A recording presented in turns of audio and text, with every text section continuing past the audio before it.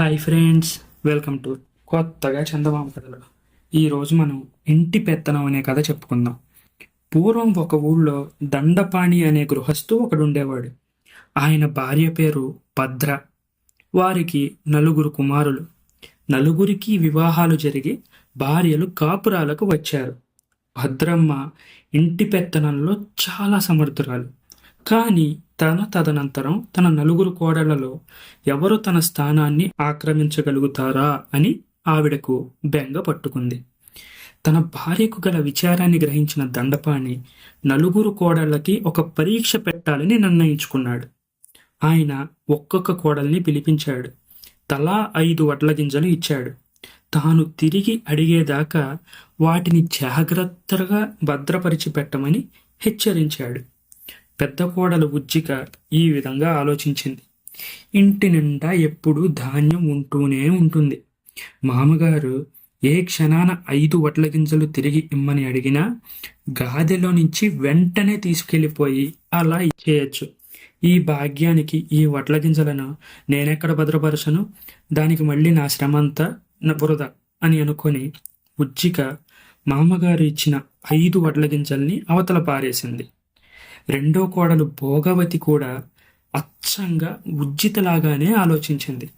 అయితే ఆమె ఆ 5 వడ్ల గింజలను అవతల పారేయడానికి బదులు మొత్తం పొట్టు ఒలుచుకొని నోట్లో వేసేసుకుంది. ఇక మూడో కోడలు రక్షిక మామగారిచ్చిన వడ్ల గింజలను భద్రంగా పొట్లం కట్టి తన పెట్టె అడుగున దాచింది. ఎందుకంటే మామగారు ఏ కారణం లేకుండా ఇలా వడ్ల గింజలు ఇవ్వరు అని ఆమెకు గట్టి నమ్మకం అన్నమాట. ఇక నాలుగో కోడలు రోహిణి వీరందరికంటే ఒక అడుగు ముందుకేసి చాలా తెలివిగా ఆలోచన చేసింది. మామగారిచ్చిన ఈ గింజలను తిరిగి ఎప్పటికీ అడుగుతారో మనం చెప్పలేం. వడ్ల గింజలు భద్రం చేసేది తినడానికి లేకపోతే నాటడానికి. ఈ 5 గింజలని తినడానికి మనకి ఏ మూలకి వస్తాయి? కాబట్టి వీటిని భద్రం చేయడం అంటే మనకి తిరిగి తరుణం వచ్చినప్పుడు నాటి వీటి నుంచి పంటని ఉత్పత్తి చేయడమే. ఇలా అనుకొని రోహిణి తన మామగారిచ్చిన వడ్ల గింజలను పుట్టింటికి పంపి అక్కడ వారికున్న పొలంలో వీటిని కూడా నాటేయించింది ఒక భాగంలో.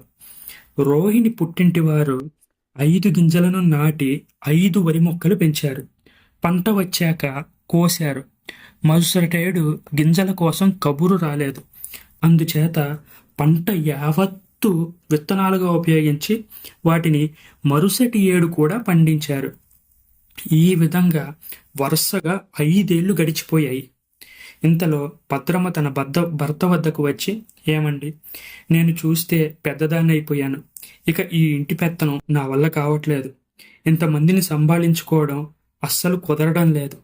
కోడళ్లలో ఎవరికి పెత్తనం అప్పగించాలో మీరే తేల్చి చెప్తానన్నారు. ఇప్పటికీ మీరు ఆ మాట చెప్పి కూడా 5 ఏళ్ల వరకు గడిచిపోయింది. ఇకనైనా మీరు ఈ విషయాన్ని ఏదో ఒక విధంగా నిర్ణయించండి అన్నది భద్రమ్మ తన భర్తతో. వెంటనే దండపాణి సరే అని చెప్పి కోడళ్ళందరినీ పిలిచాడు. తాను దాచమని ఇచ్చిన 5 వడ్ల గింజలను తిరిగి తీసుకురమ్మని ఆ నలుగురు కోడళ్ళని కోరాడు. వెంటనే పెద్ద కోడళ్ళు అయిన ఉజ్జిక, భోగవతి కూడా వెంటనే గాదె వద్దకు పరిగెత్తుకుంటూ వెళ్ళి చెరో 5 వడ్ల గింజలు తీసుకుని వచ్చి మామగారి ముందు పెట్టారు. ఇక మూడవ కోడలు రక్షిక వెంటనే తన పెట్టె దగ్గరకు వెళ్ళింది. అక్కడి నుంచి పొట్లం తీసి నల్లబడిపోయిన వడ్ల గింజలను తెచ్చి మామగారికి ఇచ్చింది. అప్పుడు దండపాణి వాటిని చూసి, ఇవి నిజంగా నేను మీకిచ్చినవే అన్నాడు. ఉజ్జిక, భోగవతి తెచ్చిన గింజలు కొత్త పంటవి కాబట్టి అవి బంగారపు రంగులో ఉన్నాయి. దీంతో వారు దండపాణికి దొరికిపోయారు. వెంటనే దండపాణి, ఇవి నేను మీకిచ్చిన గింజలు కాదు. ఏం జరిగింది? వెంటనే నిజం చెప్పేయండి, లేకపోతే అస్సలు బాగోదు అని గద్దించినట్టు పెద్ద కోడలని అడిగాడు. వారు ఇంక వేరే గత్యంతరం లేక చేసిన పని చెప్పేశారు. ఇక దండపాణి కడసరి కోడలు రోహిణితో, ఏమమ్మా, నేను నిన్ను దాచమని ఇచ్చిన గింజలు ఏవి అని అడిగాడు. వాటిని మా పుట్టింటికి పంపాను. రావడానికి కొంచెం వ్యవధి కావాలి. దయచేసి 2 రోజులు గడువివ్వండి అని అడిగింది రోహిణి. దండపాణి దానికి సరే అన్నాడు. 2 రోజుల కల్లా రోహిణి పుట్టింటి వారి నుంచి ఊహించని విధంగా 50 బళ్ళ మీద ధాన్యపు బస్తాలు దిగాయి. వాటిని చూసి దండపాణి, దండపాణి భార్య, ఆ ముగ్గురు కోడళ్ళు, ఆ ఇంట్లో ఉన్న వారందరూ ఆశ్చర్యపోయారు. 5 ఏళ్ల క్రితం 5 గింజలను సరిగ్గా భద్రం చేయడం వల్ల ఇప్పుడు 50 బళ్ళ ధాన్యం తయారైంది. చూసావా, ఇంటి పెత్తనం నీ ఆఖరి కోడలైన రోహిణికి ఇవ్వు. దేన్ని ఎలా భద్రం చేయాలో ఆమెకు ఖచ్చితంగా తెలుసు. ఆమె ఈ ఇంటిని నడపడానికి గొప్ప సమర్థురాలు అని దండపాణి తన భార్యతో చెప్పాడు. మరి మిగిలిన ముగ్గురి మాట ఏమిటి? వారికి కూడా మనం ఏదైనా పని చూపించాలి కదా అని భద్రమ్మ దండపాణిని అడిగింది. అప్పుడు ఉజ్జిక పనికి మాలిన వస్తువులు పారపోసే మనిషి. చెత్తా చెదారం ఊడ్చి ఇల్లు శుభ్రంగా ఉంచే పనిని ఉజ్జిక ఇవ్వు. ఆమె ఆ పనిని ఎంతో సమర్థవంతంగా చేయగలదు. ఇక భోగవతి చేతికి దొరికిన వస్తువును అనుభవించే గుణం. ఆమెకు వంట ఇంటి పెత్తనం ఇవ్వడం మంచిది. అప్పుడు ఆమె ఇంట్లో ఉన్న వారందరికీ చక్కగా వారి కడుపు నిండుగా రుచికరంగా వంటను వండి పెడుతుంది. ఉజ్జిక ఇంటిని ఎంతో శుభ్రంగా ఉంచి ఎటువంటి రోగాలు మన దరికి రాకుండా చేస్తుంది. ఇక రక్షిక ప్రతి వస్తువును జాగ్రత్తగా రక్షించగలదు. చూశావు కదా, 5 వడ్ల గింజలను ఎలా భద్రం చేసిందో 5 సంవత్సరాల పాటు. ఇక ఆమెకు కొట్టు పెత్తనం ఇచ్చేస్తే సరిపోతుంది. దాన్ని ఆమె చక్కగా సమర్థవంతంగా ఎటువంటి మాట రాకుండా నిర్వహించగలదు. మన మూడో కోడలైన రక్షిక కొట్టుని చూసుకుంటారు కాబట్టి దాన్ని వారికి అప్పచెప్పేద్దాం అన్నాడు. ఈ విధంగా ఎవరి పనులు వారికి విభజించినట్లయితే సంసారం సుఖంగా సాగిపోతుంది అని దండపాణి తన భార్య అయిన భద్రమ్మతో అన్నాడు. మరోవైపు భద్రమ్మకి కూడా ఈ ఏర్పాటు ఎంతో బాగుందని అనిపించింది. ఆ విధంగానే తన కోడళ్లకు ఆమె పనులను విభజించి ఇచ్చింది. తాను ఇంటి పెత్తనం నుంచి విరమించింది.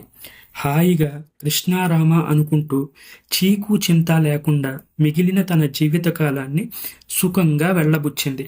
మరోవైపు అనుకున్నట్టే ఉజ్జిక ఇంటిని ఎంతో శుభ్రంగా ఉంచేది. దీంతో ఆ ఇంట్లో వారెవ్వరికీ ఎటువంటి రోగాలు దరిచేరలేదు. మరోవైపు భోగవతి తన చేతి చాతుర్యంతో ఆ ఇంట్లో వారందరికీ రుచికరమైన వంటలు చేసి పెడుతూ వారు కడుపు నిండుగా ఎప్పుడూ పుష్టిగా ఉండేలా చూసుకునేది. మరోవైపు రక్షిక దుకాణాన్ని సరిగ్గా సంరక్షించి కొట్టు నుంచి ఎప్పటికప్పుడు రావాల్సిన లాభాన్ని ఇంటికి తెచ్చి ఇంట్లోకి సరిగ్గా చేరేలా చూసేది. మరోవైపు వీటన్నిటినీ చిన్న కోడలు చాలా జాగ్రత్తగా సమన్వయం చేసుకుంటూ ముందుకు సాగి ఆ ఇంటిని ముందుకు తీసుకెళ్ళింది. ఈ కథ మీకు నచ్చినట్లయితే దీన్ని లైక్ చేయండి, మీ ఫ్రెండ్స్ అందరికీ షేర్ చేయండి. అలాగే మన ఛానల్ని సబ్స్క్రైబ్ చేసుకోవడం మాత్రం అస్సలు మర్చిపోకండి. Thank you friends.